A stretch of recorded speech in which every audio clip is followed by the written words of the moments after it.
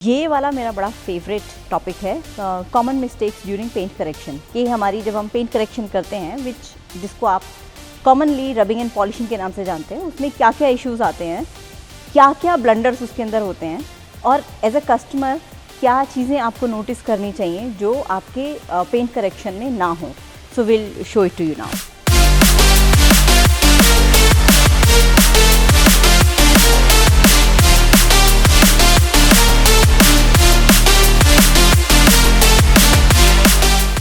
So machine compounding is particularly little risky, जिसके अंदर आपके एजेस पे से पेंट जाने का डेंजर सबसे ज़्यादा रहता है। जैसे ये एजेस हुए हमारे, ये हुए, अगर आप you will see the closer shots of this, यहाँ से जैसे गया हुआ है already, there is very less paint. उसकी रीज़न ये होती है कि आपका जो जितने भी एजेस हैं उसके ऊपर पेंट की लेयर आपकी ऑलरेडी बहुत कम होती है। सो उसका प्रिकॉशन है दिस मास्किंग टेप।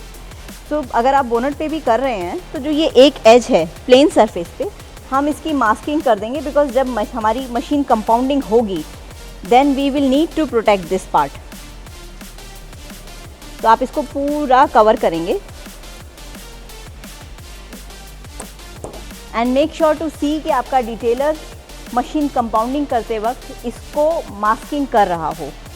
अदरवाइज़ यहाँ से आपका बहुत जल्दी पेंट जाता है, इसके ऊपर बहुत कम माइक्रोन होते हैं पेंट के। जैसे ये सारे एजेस हैं, फॉर एग्जांपल अगर आप बहुत यहाँ से देखेंगे तो ये this is machine compounding error, जिसमें कि पेंट उड़ा हुआ है यहाँ पर। यू सी आपका पेंट नहीं है इसके ऊपर, बहुत ज़्यादा फेडेड आपको नज़र आ रहा है। इसी तरह के एजेस, जैसे यहाँ से तो बिल्कुल ही गायब है, और यहाँ पे भी ये this is a compounding mistake. तो मेक श्योर कि आपका डिटेलर इसको प्रॉपरली मास्किंग करे। सपोज इतना पार्ट है तो इस पार्ट को इस तरीके से वो मास्किंग करेगा ज़रूर। All the chromes like this, जहाँ पे कई बार आप देखेंगे कि ये बीडिंग आपकी ब्लैक भी होती है। So just cover this also with the masking, because जब हम यहाँ मशीन चलाएंगे वो मशीन चलते चलते कई बार यहाँ पर ख़राब कर देती है। सो दिस क्रोम में जो कि डेंजर बहुत कम है, बट अगर ये आपका प्लास्टिक या रबर पार्ट है then it gets really bad.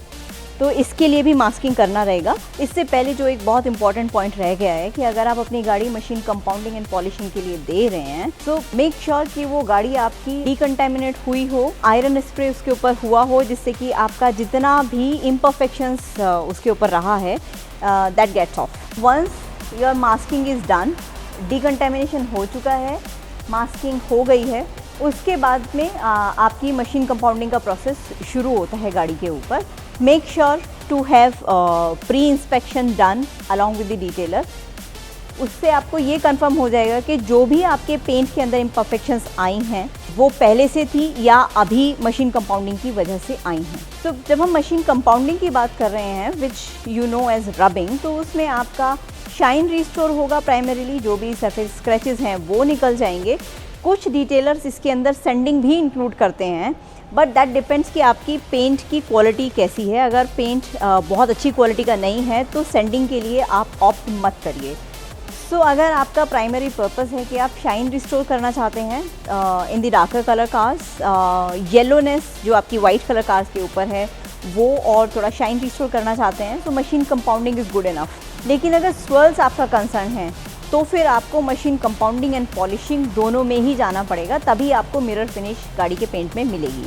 तो मशीन कंपाउंडिंग के साथ साथ ये भी बहुत ज़रूरी है कि आप ये चेक करें कि ये जो आपकी यहाँ पर कई बार वाटर रुकने से हार्ड वाटर के निशान बन जाते हैं, या जैसे डोर हैंडल्स हैं इसके चारों तरफ आप देखेंगे तो हार्ड वाटर के निशान बन जाते हैं। Not only compounding but the detailer also does hard water treatment and removal from these corners, जहाँ पे कि पानी रुक रहा है और वो सॉल्ट डिपॉजिट आपका हो रहा है। You can certainly look at the places like your logos, जहाँ पर आपको ये थोड़ा सा ग्रे कलर का लाइन दिखाई दे जाएगा, विच इंडिकेट्स कि यहाँ पर भी डिपॉजिट आपका मिनरल डिपॉजिट हो रहा है अच्छा खासा।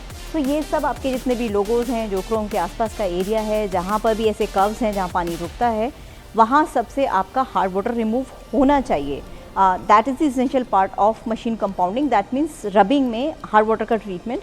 और उसके बाद जब आपकी पॉलिशिंग चल रही है, पॉलिशिंग में इतना कुछ प्रॉब्लमेटिक चीज़ नहीं है, but yes polishing is actually done for the swirls treatment. आपके स्वर्ल्स प्रॉपरली रिमूव हो रहे हैं। And please please please this is an underline message that do not expect 100% removal of swirls, 100% removal of minor lines and scratches, because इतनी dust और धूल है India के अंदर कि आप अभी काम करके अपनी गाड़ी रेडी करिए, उसके बाद अगर आप डस्ट निकालने के लिए माइक्रोफाइबर लाइटली भी चला रहे हैं तो भी आपको you will see that light, very light scratches उस पर दिखाई दे ही जाएंगे.